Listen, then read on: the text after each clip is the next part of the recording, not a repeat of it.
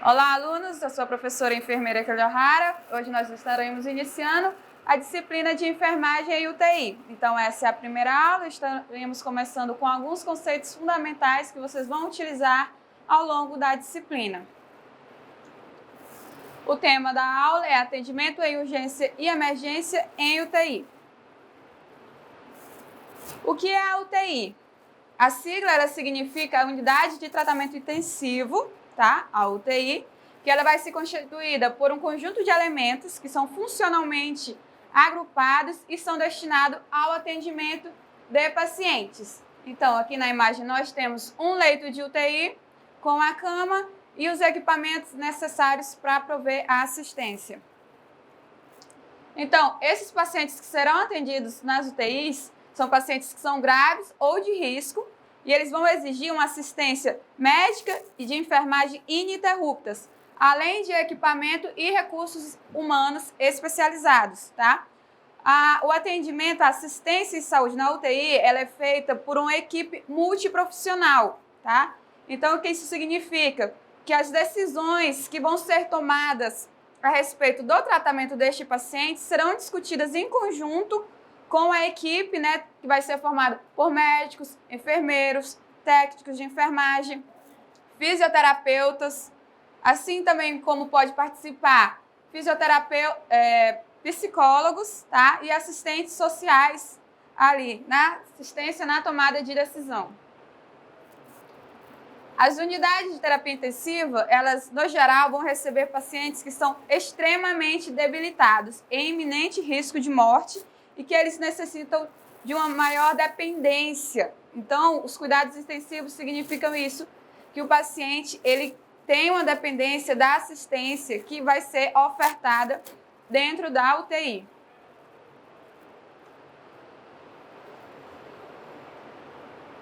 Os cuidados de enfermagem, eles vão se diferir um pouco das outras unidades hospitalares, tá? Porque esses pacientes demandam mais, então a carga de trabalho vai ser mais alta e a complexidade também da assistência ofertada vai ser maior do que nos outros locais das dependências hospitalares.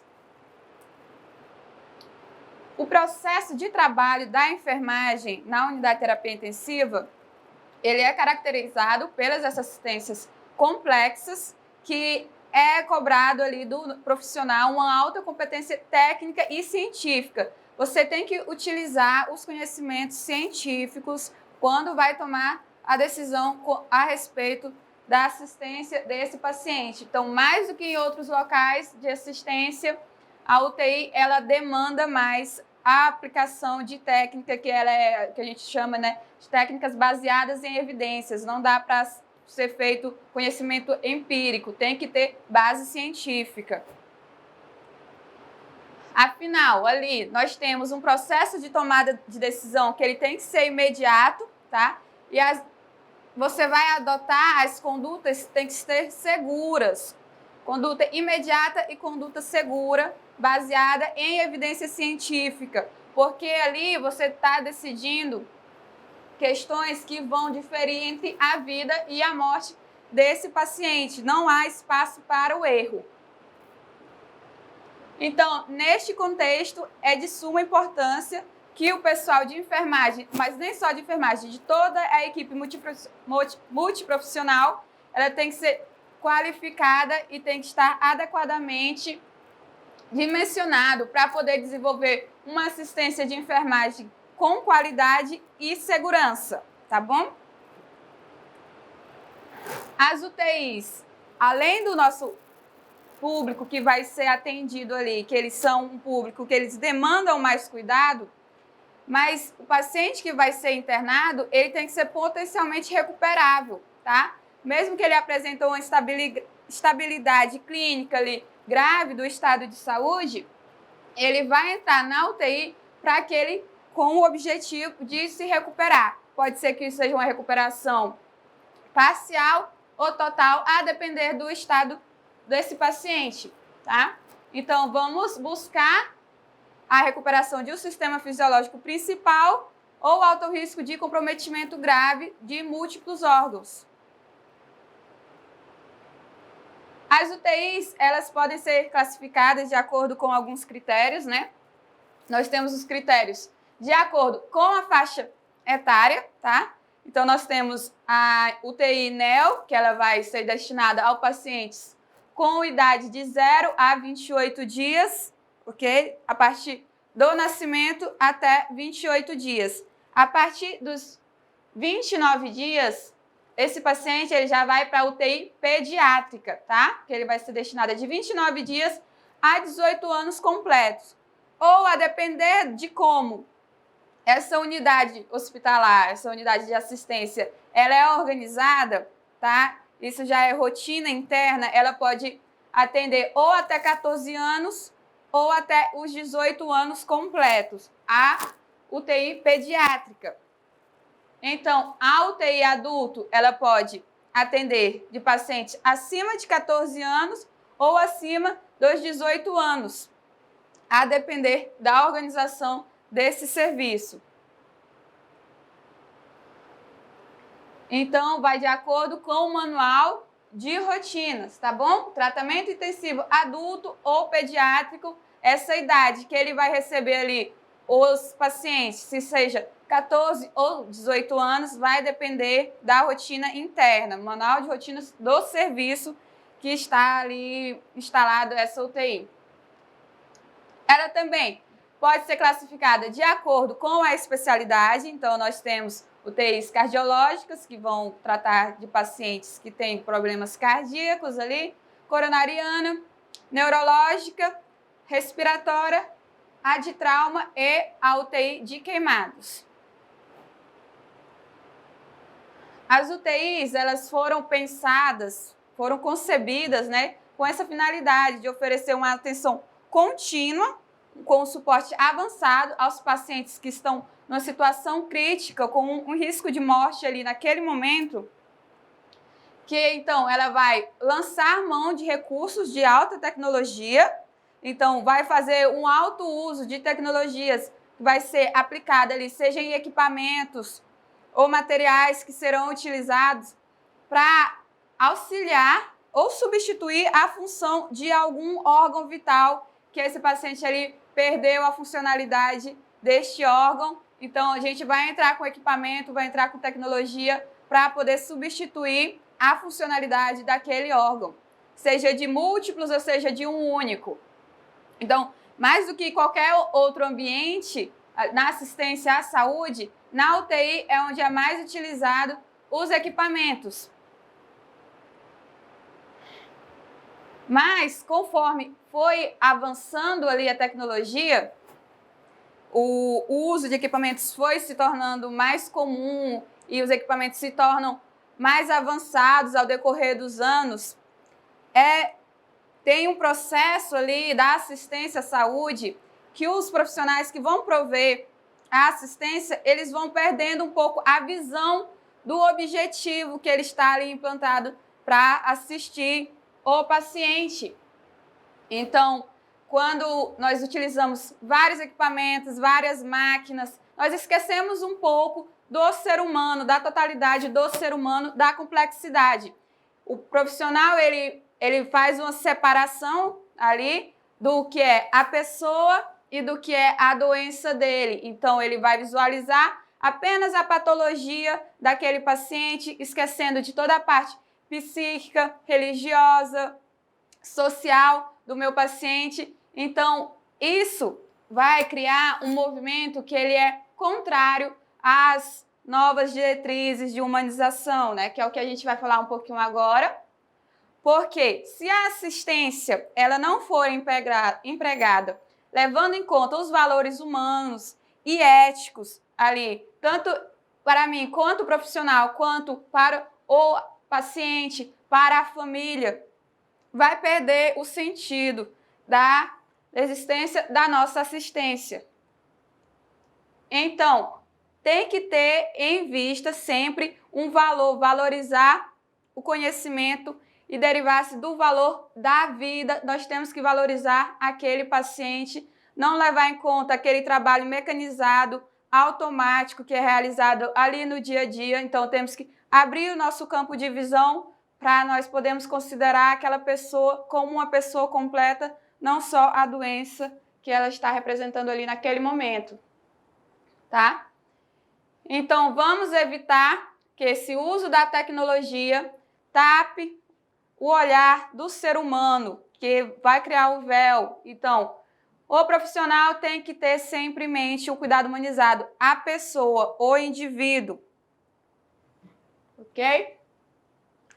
Com isso, a gente pode concluir que o homem, em algum momento, na etapa do processo da modernização da assistência à saúde, ele se deixou dominar pela máquina. Anteriormente, quando nós pensávamos em assistência à saúde, nós tínhamos ali o profissional que iria prover assistência e o meu paciente. Então, o contato era muito mais direto, eram as decisões tomadas ali com base no conhecimento científico, no que o profissional poderia fazer. Então, quando a gente tem o apoio ali dessas máquinas, a gente vai se distanciando, criando uma assistência mais robotizada, mas conforme a gente não faz a diferença entre a tecnologia e entre o saber humano ali.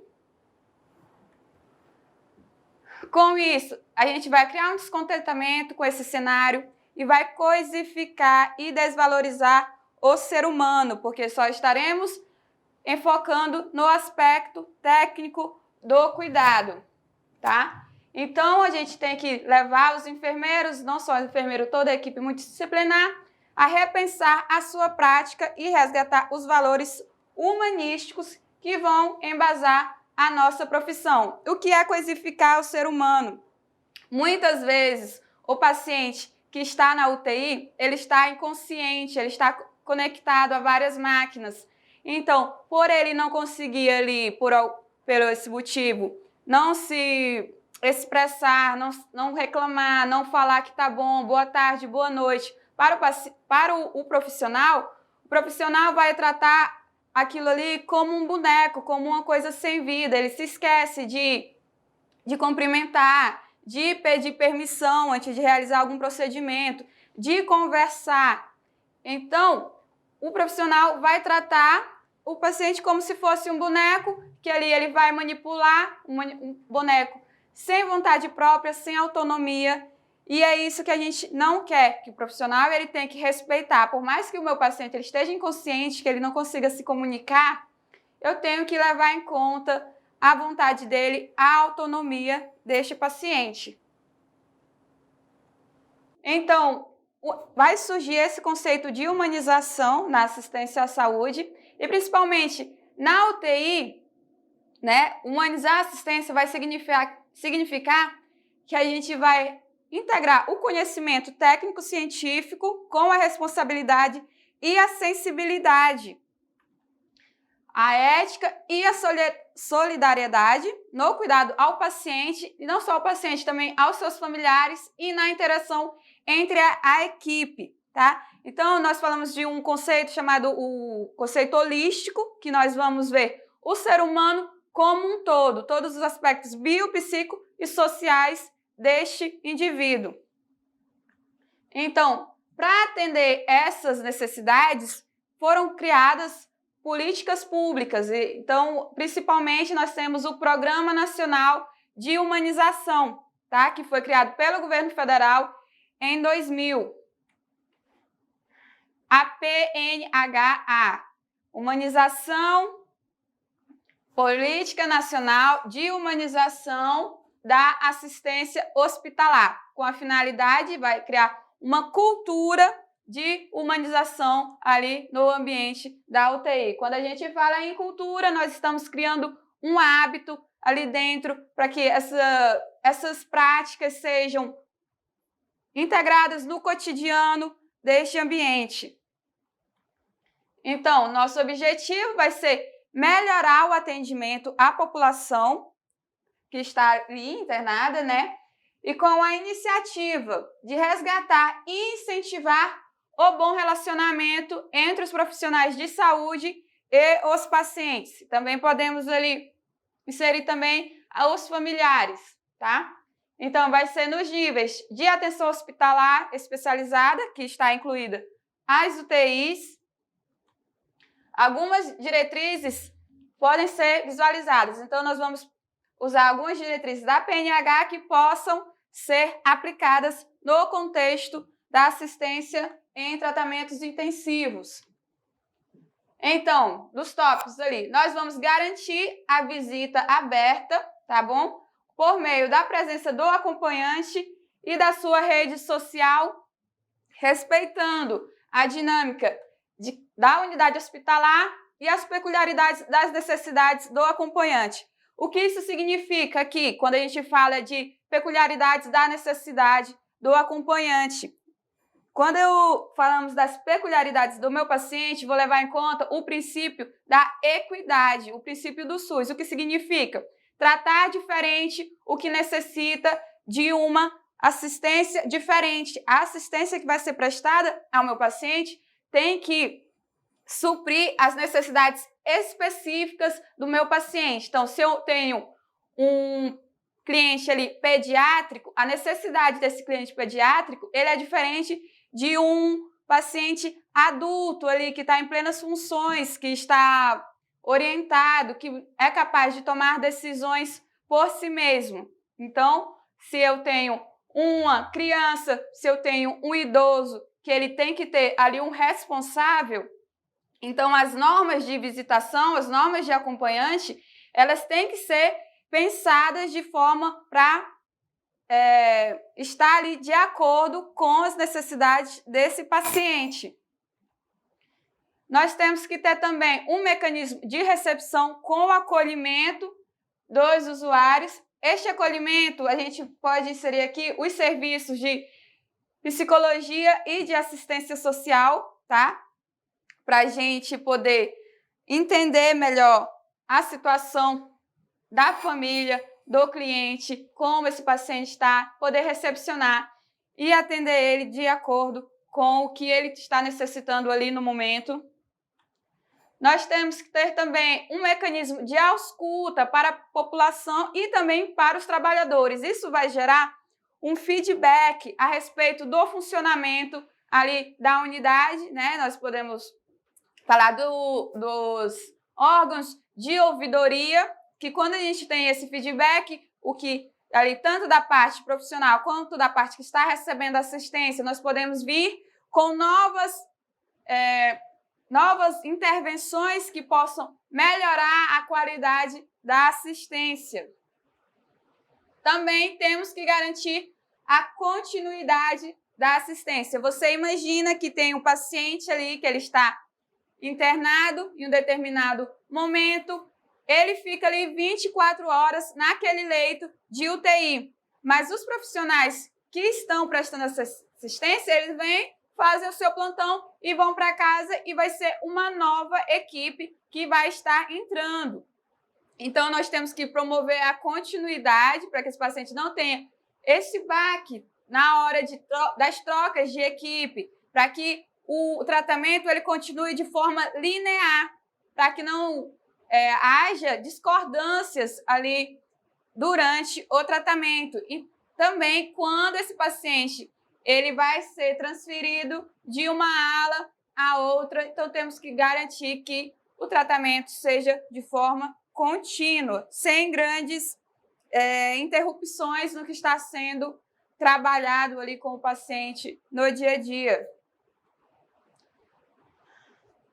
A equipe multiprofissional de atenção à saúde tem que ter um horário pactuado para atendimento à família ou à sua rede social. A rede social, quando a gente fala ali, familiares, parentes, amigos, está ali ao redor deste paciente. A equipe multiprofissional de assistência à saúde, ela precisa ter um horário pactuado ali para o atendimento à família e à sua rede social.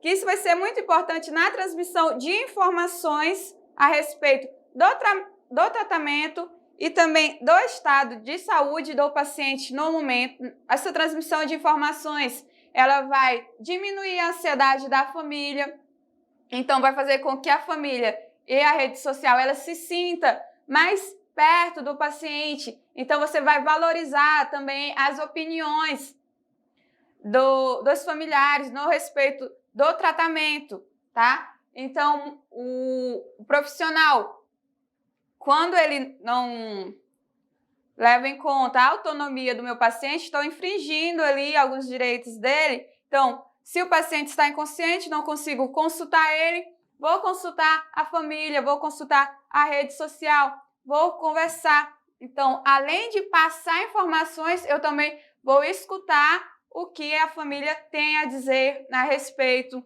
ali do que está sendo realizado com este paciente, tá bom?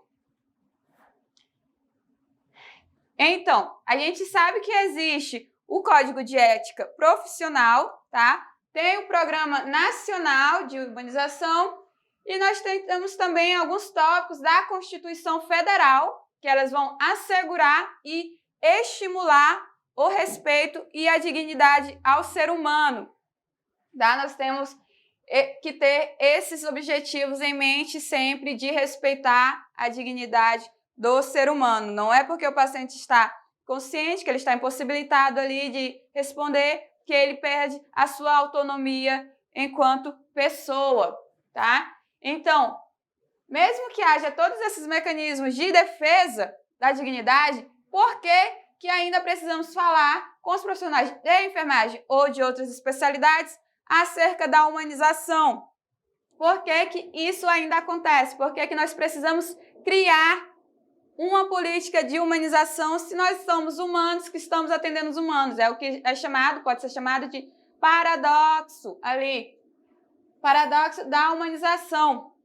Então, este pensamento tem que estar infundido na cabeça ali dos profissionais de saúde, que ele não pode perder de vista o aspecto, todos os aspectos de que fazem esta pessoa que está ali, este corpo, um ser humano completo, que tem suas vontades, que tem sua família, que tem seus parentes e tem a autonomia, o poder de escolha, o poder de decisão. Para que haja uma humanização total em UTI, nós devemos prestar atenção a diferentes aspectos que devem ser considerados ali. Estes aspectos são segundo as diretrizes da Associação Médica Intensiva Brasileira, a AMIB, tá? Temos 3 principais aspectos que vão de acordo com o ambiente físico, o cuidado com o paciente e seus familiares e a atenção ao profissional da equipe que está prestando a assistência. São 3 grandes pilares ali que vão influenciar as nossas ações de humanização na UTI. O ambiente físico na UTI, o que nós devemos prestar atenção? Ao aspecto físico, nós vamos ter cores leves nas paredes e nas portas que passam uma sensação de tranquilidade, de relaxamento no ambiente. Vocês podem perceber que a maioria das vezes as paredes das UTIs elas são pintadas de azul, uma cor bem clara e que pode ser considerada relaxante. Vamos proporcionar também um ambiente calmo e silencioso. Vamos minimizar os ruídos dos equipamentos e das UTIs. Nós sabemos que nós temos uma gama de equipamentos ali que estão ligados 24 horas. Cada equipamento tem o seu sistema de alarme que vai disparar de acordo com as mudanças ali. Pode ser mudanças no estado de saúde do meu paciente ou com problemas técnicos do equipamento, então ele vai disparar. Então, o profissional ele tem que ter esse olhar para conversar em voz baixa, evitar discussões no ambiente em que está os pacientes, não falar sobre questões pessoais ao redor, porque muita gente pensa que o paciente está inconsciente, ele não vai escutar o que eu estou falando, posso falar o que quiser. Então, nós temos vários relatos, vários artigos, entrevistas que pacientes relatam que durante algum período que ele estava em coma, ele conseguia escutar o que todo mundo falava ao redor dele. Então, o paciente ele estava ali em um estado que ele percebe tudo o que está acontecendo. Então, a gente nunca sabe se esse paciente está escutando ou não o que você está falando. Então, vamos respeitar ali o meu paciente, não vamos ter conversas pessoais, não vamos fazer comentários a respeito do estado de saúde, a respeito da família, no mesmo ambiente que os pacientes, tá? Vamos ter ali, vamos objetivar, ter a presença de janelas para permitir ver a luz do céu, azul do céu, a luz do sol e o verde das árvores. Muitas vezes os ambientes das UTIs, eles são totalmente fechados e climatizados para manter ali uma estabilidade da temperatura interna, tá? Mas a presença de janelas, tanto para o paciente quanto para o profissional, ele permite que ele esteja, se sinta mais situado no tempo, que ele perceba a passagem do dia, isso foi um dia, isso foi a noite, ele entender que o tempo está passando, tá? Porque quando está tudo fechado, as cortinas, eles não conseguem ver a luz externa, o tempo ali dentro é como se ele estivesse parado. Então, isso tem consequências para a mentalidade desse indivíduo e também dos profissionais que estão ali trabalhando todos os dias. Então, vamos proporcionar uma proximidade com a vida que está acontecendo ali fora do hospital. Temos que garantir também um bom espaço entre os leitos para facilitar o trabalho dos profissionais, além de ter uma maior privacidade para o meu paciente. As normas, as RDCs da Anvisa, dão um espaçamento mínimo para haver ali entre as camas, entre cada leito. Então, temos que respeitar aquele espaço, tanto para evitar contaminações cruzadas ou diretas de um paciente ao outro, para que a equipe tenha espaço para trabalhar em um leito, sem esbarrar no outro, sem perturbar o paciente que está ali do outro lado. E eu vou promover também a privacidade do meu paciente, vou resguardar ali a privacidade dele. Quando a gente tem procedimentos que vai ser necessário que o paciente fique despido, ok? Que ele vai estar ali com as partes dele à mostra. Às vezes não é só a equipe de saúde que está ali no ambiente, pode vir equipes das partes administrativas do hospital, pode ser que venha também o acompanhante de outros pacientes. Então, a gente tem que perceber isso, perceber e proteger a privacidade de cada um dos pacientes. Temos também ter em vista a separação entre os pacientes mais graves, dos pacientes que estão mais estáveis, que estão conscientes, para mim proteger o paciente consciente ali, para que ele não veja as intervenções que se processam ao seu redor, para gerar menos ansiedade ao meu paciente. Algumas UTIs, alguns serviços, eles dividem ali a enfermaria entre a parte, um exemplo, a parte amarela e a parte vermelha. A parte amarela vai estar ali os pacientes conscientes, que estão mais estáveis, e a parte vermelha, pacientes que estão mais críticos, tá? Essa separação vai servir tanto para facilitar a assistência, quanto para proteger o meu paciente consciente, porque você imagina um civil que está ali, que saiu da sua casa, que está num ambiente totalmente estranho, vai ver vários profissionais diferentes no dia a dia e ele vai também ter que assistir procedimentos invasivos que geram sangue, que são assustadores para essas pessoas. Então, isso vai abalar o psicológico dele, vai gerar ansiedade. Ele pode imaginar, uma hora isso vai acontecer comigo. Será que eles vão fazer do mesmo jeito que está fazendo com com o colega ali, vai fazer comigo, então eu tenho que ter essa separação. Então, temos por último ali o cuidado com o paciente e seus familiares. O que isso quer dizer? Quando o meu familiar, quando o meu acompanhante vem para fazer a visita ao meu paciente, vou ter também um cuidado, um respeito a essa pessoa, vou oferecer cadeira, vou responder dúvidas, vou deixar que ele passe o mais tempo possível com o meu paciente para evitar os sentimentos de abandono e solidão ao paciente que está internado e também para promover um fortalecimento do vínculo, tá? Entre o acompanhante, entre o familiar, o amigo e o meu paciente. Os pacientes que eles estão na UTI, eles são pacientes críticos, pacientes, na maioria das vezes, muito instáveis. Então, você não sabe quando pode ocorrer alguma intercorrência que vai piorar o estado de saúde do meu paciente. Então, eles estão constantemente ali correndo risco de morte. Então, eu tenho que promover este contato enquanto esse contato ele é possível. Eu tenho que deixar o meu visitante, o familiar, conversar, falar com o paciente, tocar na medida do possível, com orientações e com a supervisão da equipe, tá? Não vou deixar ele solto.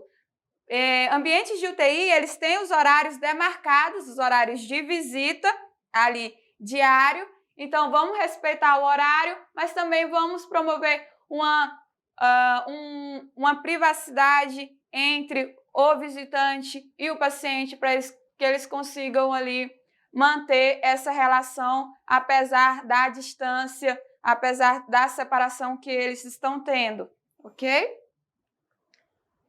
Vou também oferecer informações a respeito do tratamento, a respeito da situação do meu paciente, para conscientizar os familiares sobre a doença e sobre o tratamento. Os familiares, eles precisam receber informações tanto para eles se prepararem no caso de alguma mudança no quadro clínico, tá bom? E também para ele se sentir necessário, para que ele haja ali alguém que escute a opinião dele, que escute o que ele quer falar a respeito do paciente, tá bom? Então, vou ali avaliar as necessidades e o grau de satisfação em relação aos cuidados prestados. Muitas vezes o profissional de saúde ele não quer escutar a respeito da assistência que ele está prestando, ele se fecha, ele tem em mente, eu estou fazendo o máximo que eu posso e não quer escutar nenhuma opinião contrária, tá? Mas isso, gente, qualquer lugar que você está trabalhando, qualquer serviço que você está prestando, antes de tudo, o profissional de saúde, ele é prestador de serviço, então nós temos que saber da qualidade do nosso serviço para que nós possamos melhorar a cada dia, tá? E nós possamos ter uma assistência ali que seja equitativa, que seja diferenciada de acordo com as necessidades do paciente. E, por último, vamos falar da atenção ao profissional da equipe. Por quê, gente? A equipe de enfermagem é a equipe multiprofissional que ela trabalha ali nas unidades de tratamento intensivo. Elas estão expostas ao maior nível de estresse do que em outras áreas do hospital, porque elas têm que lidar ali constantemente com assistência, com pacientes, com familiares, além de tudo, com as próprias emoções e conflitos, ok? A assistência ali, ela tem uma carga de estresse e emocional, porque muitas vezes esse profissional, ele vai ver esse paciente todos os dias, vai conversar, vai criar um vínculo e pode ser que de uma hora para outra essa situação mude, tá? E como esse profissional que está na UTI, ele tem que estar alerta o tempo todo, tem que estar alerta o tempo todo para possíveis intercorrências, tem que ter sempre o olhar científico, tem que prestar atenção em cada decisão que ele vai tomar para o tratamento deste paciente. Então, a carga de trabalho é bem mais alta. Então, tem que ter um serviço que preste apoio, principalmente serviços de terapia, serviços psicológicos, que estão ligados com a psicologia, para a gente oferecer apoio ao profissional de saúde, tá bom? Então, por hoje foi a nossa aula. A próxima aula nós iremos falar de princípios do atendimento em UTI. Eu espero que vocês tenham bons estudos e revisem o conteúdo no material didático que vocês têm em mãos. É isso e tchau!